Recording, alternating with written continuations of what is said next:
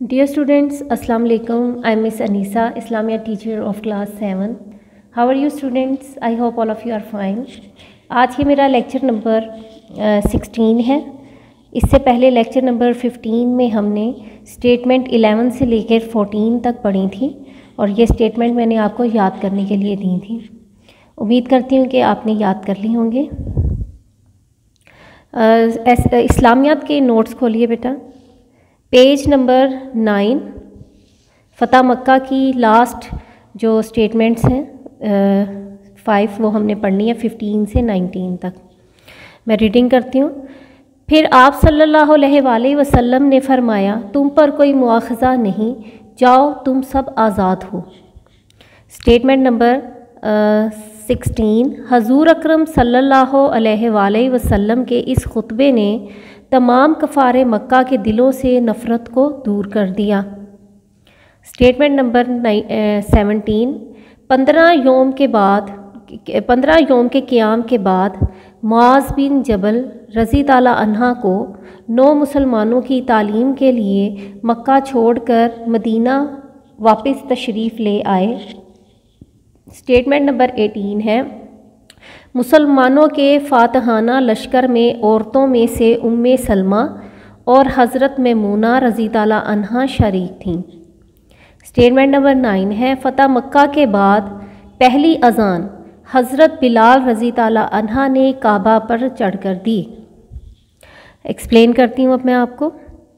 Statement number 15 में है कि जब फ़तह मक्का हो गया था तो हज़ूर पाक सल्लल्लाहु अलैहि वसल्लम ने कुरैश के लोगों के साथ मुखातिब हुए, उनको खुतबा दिया और फिर बाद में उनसे पूछा, सवाल किया कि कुछ मालूम है मैं तुम्हारे साथ क्या मामला करने वाला हूँ। उनसे पूछा क्योंकि फ़तह मक्का हो चुका हुआ था।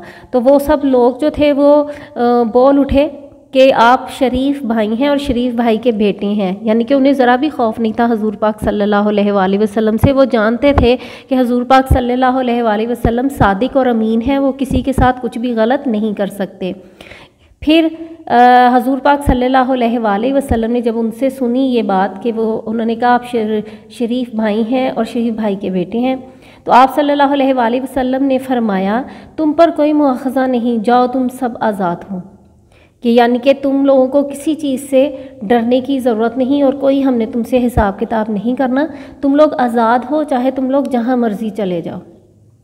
अगर आप चाहते तो आप सल्लल्लाहु अलैहि वसल्लम चाहते तो उन्हें कैदी भी बना सकते थे, उनसे कुछ काम भी ले सकते थे, बहुत कुछ करते अगर कोई और होता तो। लेकिन आप सल्लल्लाहु अलैहि वसल्लम जो हैं वो इतने रहम दिल थे, इतने सादिक और अमीन थे कि वो किसी के साथ कभी कुछ गलत नहीं कर सकते थे, इसीलिए आपने उनको आज़ाद कर दिया। स्टेटमेंट नंबर 16 थी हज़ूर अकरम सल्लल्लाहु अलैहि वसल्लम के इस खुतबे ने तमाम कफ़ारे मक्का के दिलों से नफ़रत को दूर कर दिया। और जब उन्होंने हज़ूर पाक सल्लल्लाहु अलैहि वसल्लम की ये बात सुनी कि उन्होंने हमें आज़ाद कर दिया और हमने उन पर इतने सारे जुल्म किए थे, फिर भी उन्होंने हमें आज़ाद कर दिया और कहा कि कोई मुआख़ज़ा नहीं तुम लोगों से, जाओ तुम सब आज़ाद हो, तो उनके दिलों में जो इस्लाम के लिए या हज़ूर पाक सल्लल्लाहु अलैहि वसल्लम के लिए जो नफ़रत थी वो सब की सब दूर हो गई। इसका ये फ़ायदा हुआ।